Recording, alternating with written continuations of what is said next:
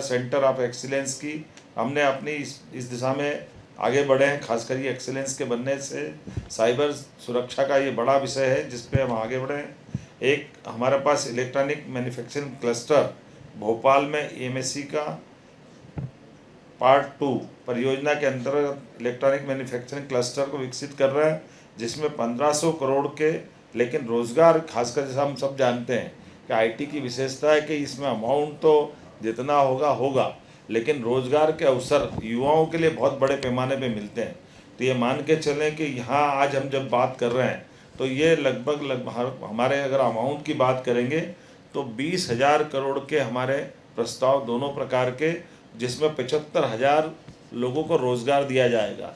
अब ये 75,000 करोड़ लोगों का रोज़गार, ये जो हमने 23,25,000 जो जीआईएस के समय अनाउंस किया था, ये उसका अलग है और ये क्रम लगातार चलने वाला। जैसे हमने कहा आज आईटी का कर रहे हैं, अगले हफ्ते हमारा उज्जैन संभाग, मतलब अलग अलग संभागों के भी, एग्रीकल्चर के भी हमारे अलग अलग इसी प्रकार के मेले लगने वाले हैं, जिसमें हम अपने भविष्य की दृष्टि से उस सेक्टर को मजबूत करेंगे। तो आज ये जहां हम Indian institute of creative technology IICT ये क्षेत्र बनाने की बात भी, केंद्र बनाने की बात की है, जो कि डिजिटल नवाचार, रचनात्मक शिक्षा, स्किल डेवलपमेंट इत्यादि के एकीकृत प्लेटफॉर्म के रूप में काम करेगा। एग्रीटेक सेंटर ऑफ एक्सीलेंस ये जो खासकर IIT इंदौर में स्थापित किया जाएगा, जो आर्टिफिशियल इंटेलिजेंस, AI, क्लाउड एवं अन्य तकनीकों के आधार पर कृषि नवाचारों को बढ़ावा देगा। इवेंट में निवेश प्रोत्साहन को सुविधाजनक बनाने के लिए MPDEM का गठन हम करने वाले हैं। 4 IT पार्कों में सुविधा केंद्रों के साथ कई प्रकार के भूमि पूजन लोकार्पण की, जैसे आपने सबने प्रत्यक्ष अपनी उपस्थिति में देखा भी है। डिटेल डाटा के लिए इतने सारे कागज़ है कि मैंने कहा जरा हमारे CPR बाकी छपे हुए आप सबको दिलवा दें ताकि विस्तार से देने में सुविधा होगी। लेकिन हमने जो निर्णय किया था कि IT की स्टार्टअप्स को विज्ञान टेक्नोलॉजी के माध्यम से इसमें प्रोत्साहन देने के लिए हम इसमें काफ़ी आगे बढ़े हैं। IT पार्क टावर भोपाल में बनाया जाएगा, जो 125 करोड़ की लागत से 3 लाख वर्ग फुट लीजेबल स्पेस इसमें बनाई जाएगी, जो हम अपने इस IT से जुड़े पार्ट में कई लोगों को ओबलाइज भी करेंगे और ये मान के चलें कि IT सेक्टर को प्रोत्साहन देने में ये एक निर्णायक भूमिका लगाएगा। इंदौर में प्लग एंड प्ले सुविधा विकसित की जाएगी। देवी अहिल्या विश्वविद्यालय, अब हमने जैसे पहले निर्णय किया था कि गवर्नमेंट लैंड, प्राइवेट लैंड, इनके साथ साथ हमारे शासकीय अन्य विभागों की भी ज़मीनों के ऊपर भी IT को प्रोत्साहन देने के लिए आगे बढ़े। इसके कई प्रपोजल आए, जैसे कई सारे क्षेत्रों के साथ देवी अहिल्या के कैंपस में भी अब IT पार्क एक नया PPP मॉडल पे चलने के लिए हमने आगे बढ़ने का निर्णय किया है। उम्मीद कर रहे हैं कि GCC नीति 2025, MP सेमीकंडक्टर नीति 2025, ABGC XR नीति 2025, MP ड्रोन प्रोत्साहन एवं उपयोग नीति 2025, ये चारों नीति निर्देशकों के माध्यम से हमने अपने एकीकृत सुविधा देने के लिए प्रोत्साहन पोर्टल को भी हम इसी में लॉन्च कर रहे हैं, जिसके आधार पर हमारे अपने इरादे सबके सामने आ रहे हैं। और ये व्यवस्थाओं को समझने के लिए आज जैसे ही पॉलिसियों के प्रस्ताव लोगों को दिए गए तो कई सारे लोगों ने इसमें अपनी रुचि दिखाई है। मैं उम्मीद करता हूं कि जिस प्रकार का समय चला है, जैसे उदाहरण के लिए आज हमारे बीच पंचशील के माननीय अतुल चौरड़िया जी ने इंदौर के साथ जुड़ कर के जो बड़ा प्रस्ताव दिया है।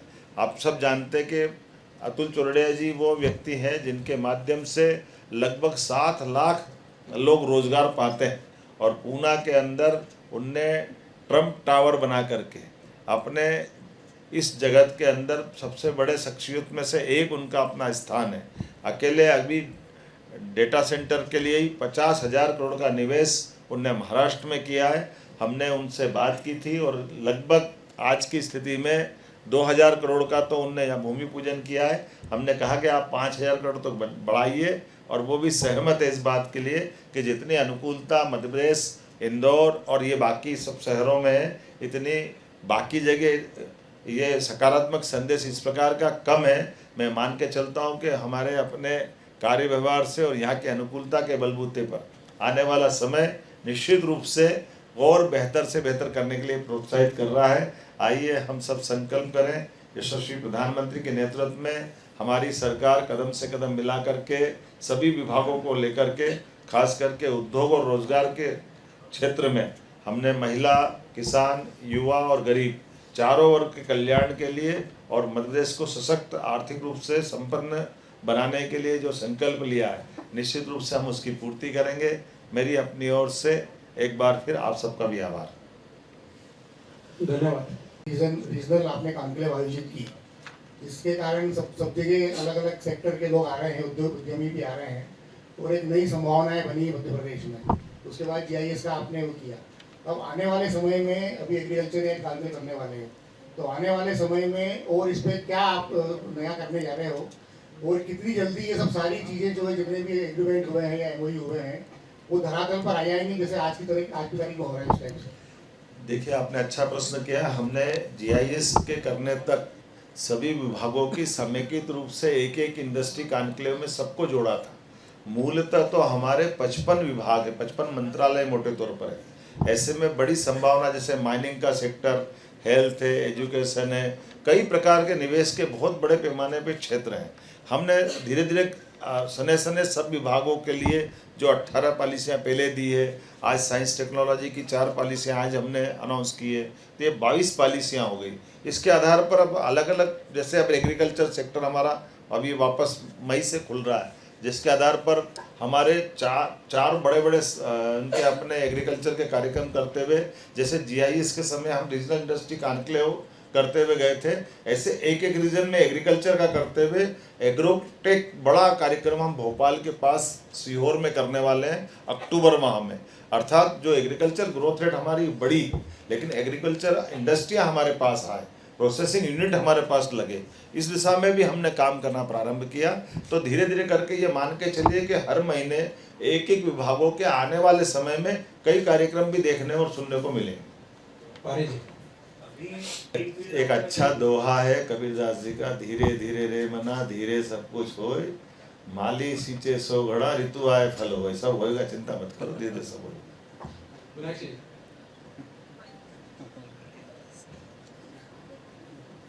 देखिए, आप ये इसको इस तरह से समझिए, टैलेंट पूल के लिए, स्किल डेवलपमेंट के भी हमारे काम बहुत सारे चल रहे हैं, लेकिन अब जैसे मोहासा बावाई नर्मदापुरम की आपने बात कही है, तो ये हमारे खास करके नवकरणीय ऊर्जा को सेक्टर को लेकर के जितनी आप अंदाज लगा लो, 200 हेक्टर हमने ज़मीन निकाली, 200 तुरंत चली गई, तुरंत 400 और निकाली, 400 भी चली गई। आज की स्थिति में 1000 हेक्टर ज़मीन हमारी गई तुरंत। हम आज भी यहाँ जब मैं बात आपसे कर रहा हूँ तो आज भी कई सारे निवेशक आए हैं, तो हमारे लिए तो जब ये इंडस्ट्री आ रही तो निश्चित रूप से उससे जुड़े हुए रोजगार के अवसर भी आ रहे हैं और वो स्किल के आधार पर हम लोगों को ट्रेंड भी करेंगे और वो अपने लोग भी लेकर आए।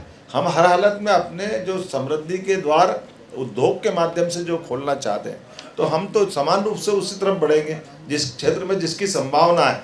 और जैसे कि हमने कहा, मोहासा बावाई वो सेक्टर है जिसमें भारत सरकार के माध्यम से नवकरणीय ऊर्जा के लिए विशेष पैकेज हम दे रहे हैं।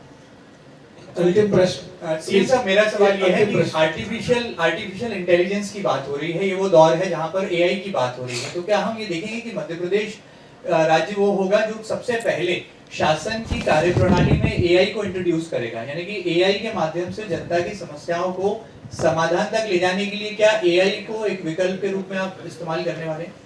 अभी उद्योग धंधे करने तो भैया, उद्योग धंधे की बात करो यार, फिर तुम धीरे से राजनीति में आओगे। Thank you so much. Thank you, बहुत बहुत धन्यवाद।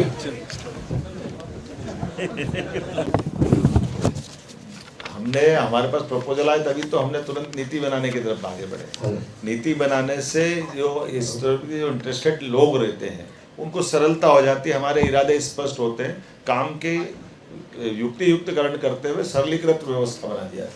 राजेश जी, मुख्यमंत्री जी, आपने जो एक नवाचार